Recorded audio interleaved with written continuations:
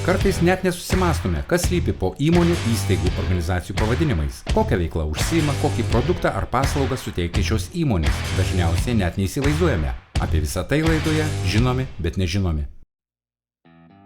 MATS – tai regioninis atliekų tvarkymo centras, aptarnaujantis Marijampolės, Kazlų Rūdos, Kalvarijos ir kitų savivaldybių gyventojus. Tikslas – ne tik surinkti, bet ir maksimaliai panaudoti antrines žaliavas. O ką apie tai mano gyventojai? Sakykite, ar esate girdėję tokią įmonę? Marijampolės apskrities atliekų tvarkymo centras. Nežinau. Nežinau, negirdėjęs apie tai. Atliekų tvarkymas yra. O ką jie daro? Jie atrūšiuoja, atmėto, kas reikalinga, kas ne.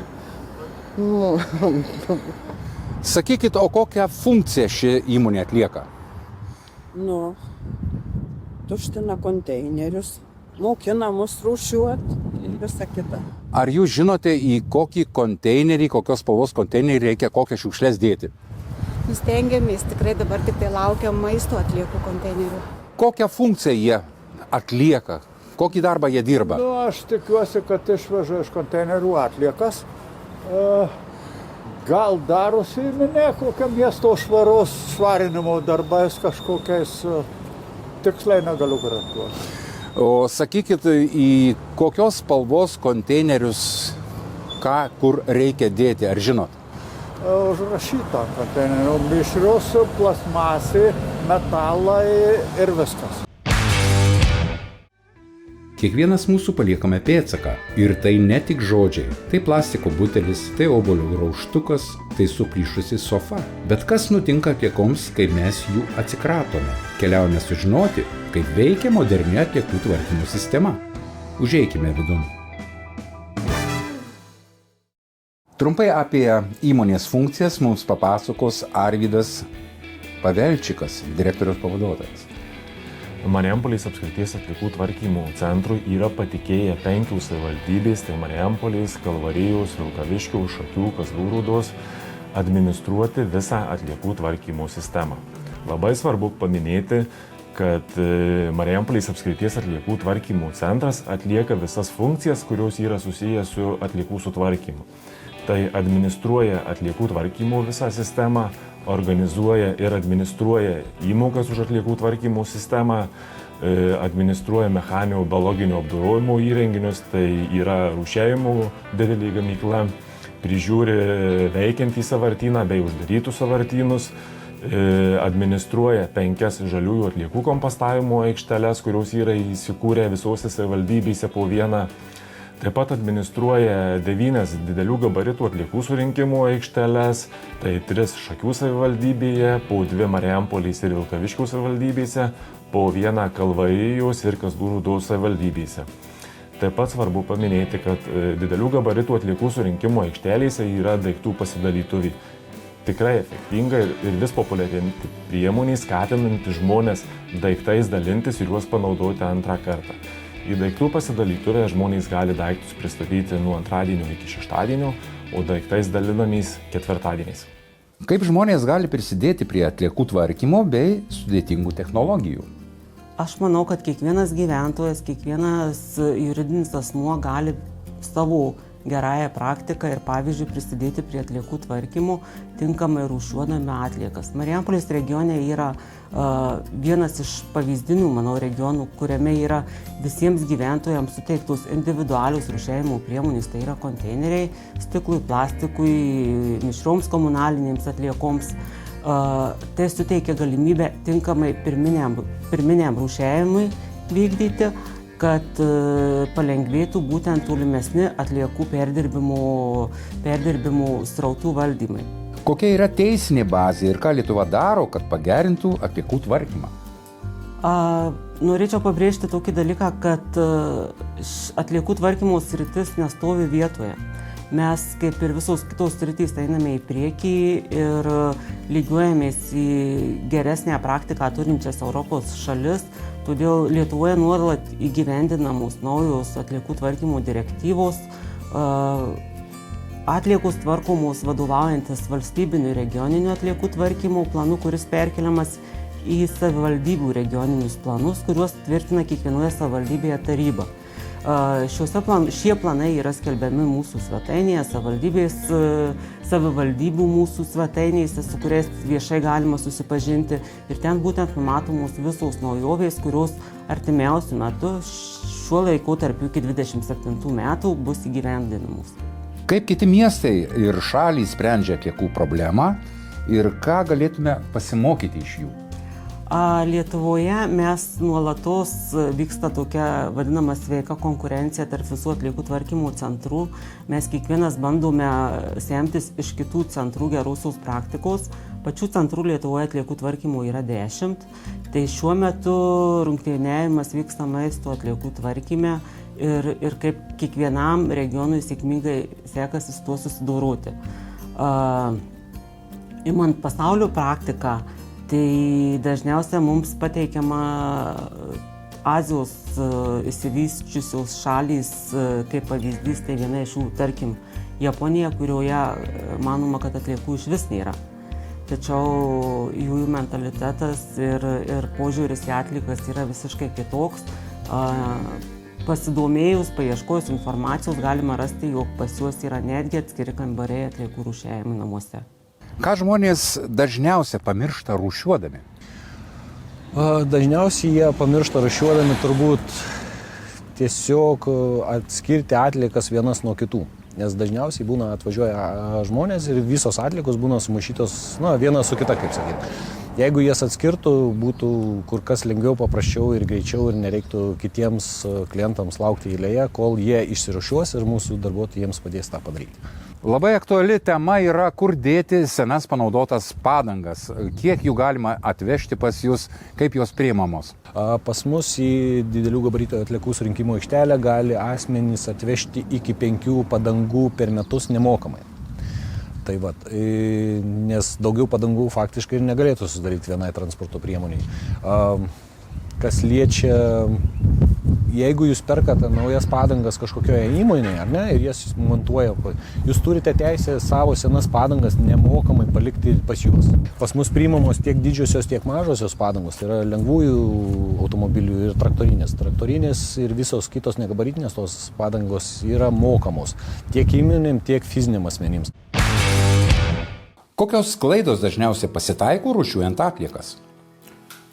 Dažna klaida tai manimas, kad popieriniai rankšluosčiai, nosinaitės, tualetinis popieris yra perdirbami. Deja, yra ne taip.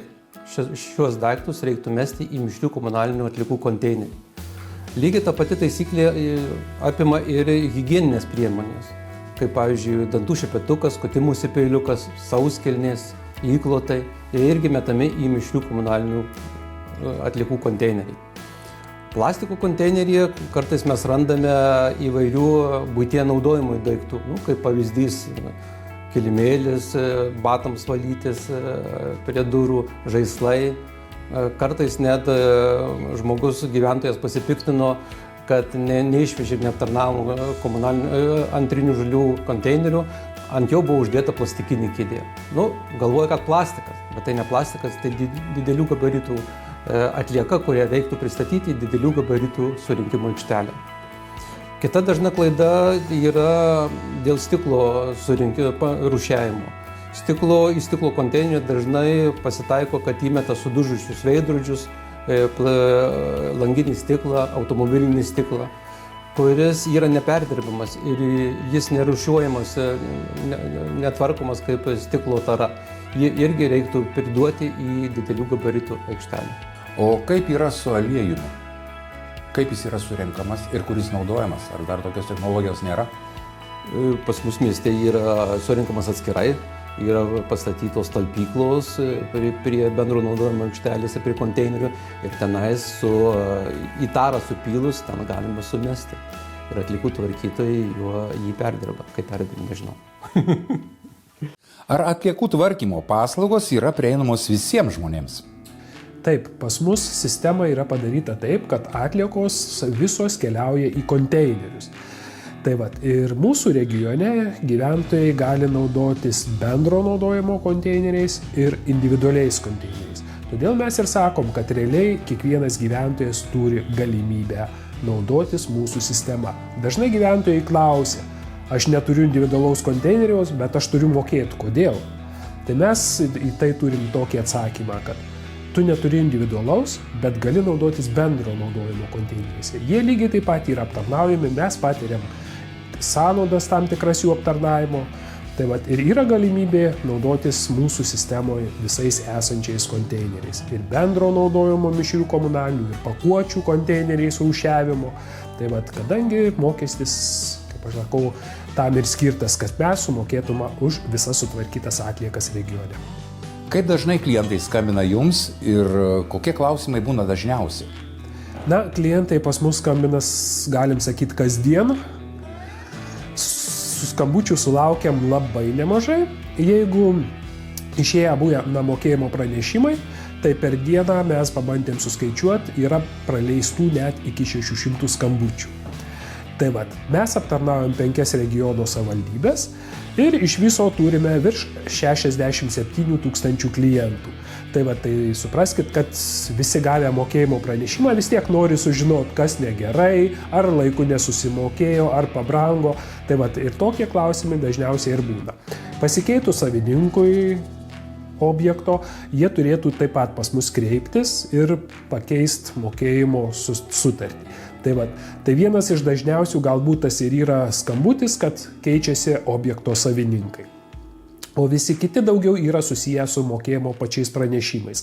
Negauna mokėjimo pranešimo, gauna netikslę informaciją, kažkas mato, kad galbūt neteisingai išrašyta, nori pasiaiškinti. Tai va, tai pagrindiniai tie, kaip aš sakau, klausimai, su kuriais mes susidurime kasdien.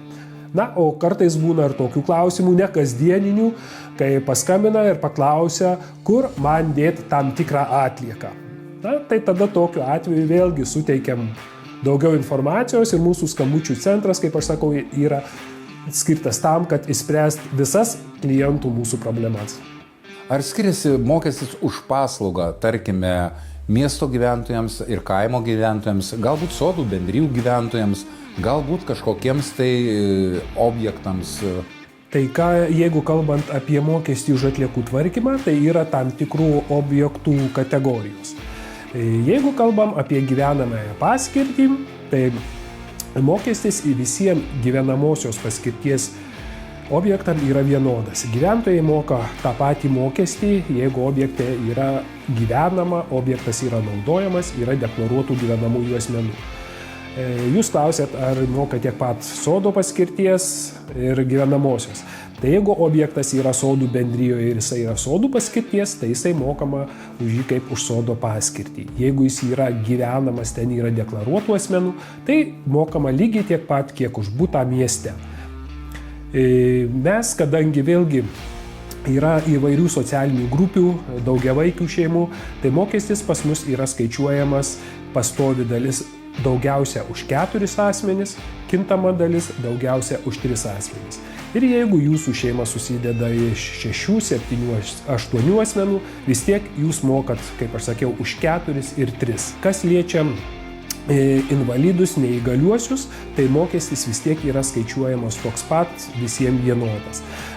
Visos lengvatos yra teikiamos savivaldybėje. Tai jeigu žmonės ten socialiai remtini, mažos pajamos, dėl visų reikėtų kreiptis į savivaldybę. Mes jokių lengvatų netaikom. Pastaraisiais metais Lietuvoje, taip pat ir Marijampolės apskrityje, įmokos už atliekų tvarkymą ir surinkimą didėjo. Pagrindinės priežastys būtų šios. Tai dėl infliacijos augusios transportavimo, atliekų tvarkymo sąnaudos, didėjantis darbo užmokestis, taip pat ES reikalavimai dėl didesnio rūšiavimo, kuriam reikalinga infrastruktūra.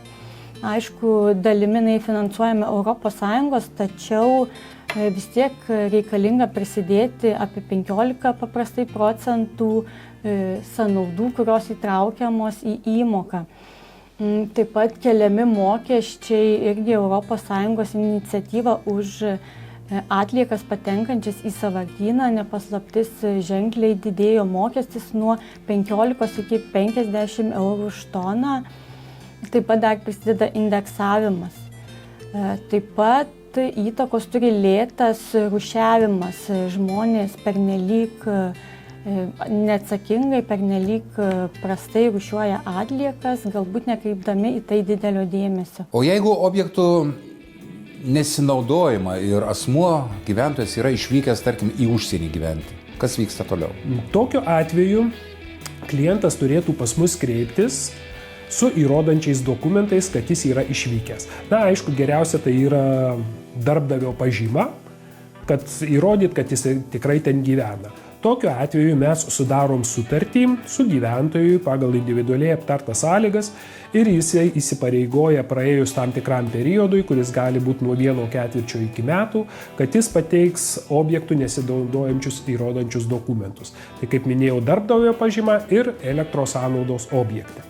Tokiu atveju, jeigu sudarom sutartį, tai mes skaičiuojam tik pastovią dalį gyventojų, tai kaip vadinama pastovi dalis yra skirta sistemos išlaikymui, o neskaičiuojam kintamos dalies, kuri yra skirta atliekų sutvarkymui. Tai jeigu žmogus negyvena, išvykęs dirba užsienį, jisai čia pas mus atliekų negeneruoja ir jų sutvarkymas jam nekainuoja. Tai bet tokiu atveju, kaip minėjau, reikėtų kreiptis pas mus ir sudaryti sutartį pagal individualiai aptartas sąlygas. Kol sutartis tokia nesudaryta, mes skaičiuojam pagal standartinės sąlygas, tai yra tiek, kiek deklaruotų asmenų yra objekte. Kiekvienas mūsų pasirinkimas rūšiuoti ar ne daro įtaką ne tik šiandienai, bet ir rytojui. Pradėkime nuo mažų žingsnių. Stiklas prie stiklo, popierius prie popieriaus, maisto likučiai į atskirą kibirėlį. Nes kai rūšiuoja teisingai, viskas įgauna prasmę. Mūsų kelias veda į didelių atliekų surinkimo aikštelę.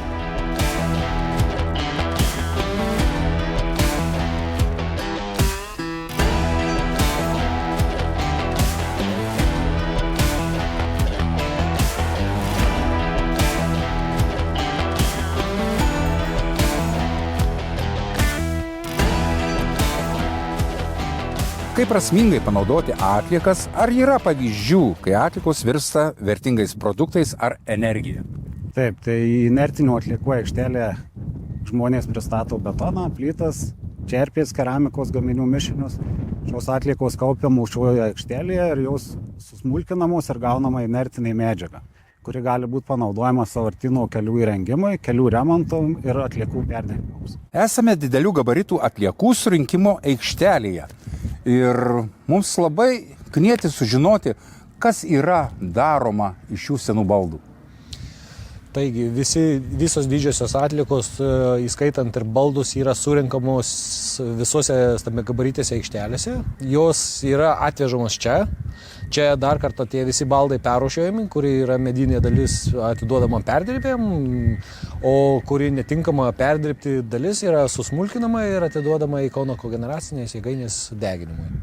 Kaip atliekų tvarkymas padeda sumažinti CO2 emisiją ir kovoti su klimato kaita? Tai atliekų tvarkymas ir rūšiavimas yra vienas iš paprasčiausių būdų, prie kurių gali prisidėti visi gyventojai, siekiant sumažinti klimato kaitos kylančius iššūkius. Rūšiuojant atliekas susidaro pakuotės ir antriniai žaliavos, kurios gali būti perdirbamos arba dar kartą panaudojamos. Perdirbamos atliekos tampa žaliava kitai produkcijai. Taip generuojami mažesni atliekų kiekiai ir proporcingai mažėja ir CO2 kiekiai išmetami į gamtinę aplinką. Jeigu yra atliekos nerūšiuojamos, jos keliauja į mechaninio biologinio apdorojimo įrenginius ir ten dar kartą turi būti perrūšiamos. Labai didelė dalis šių atliekų būna užterštos, dėl šios priežasties jos yra atrenkamos kaip degios atliekos ir nukreipiamos į deginimo įrenginius.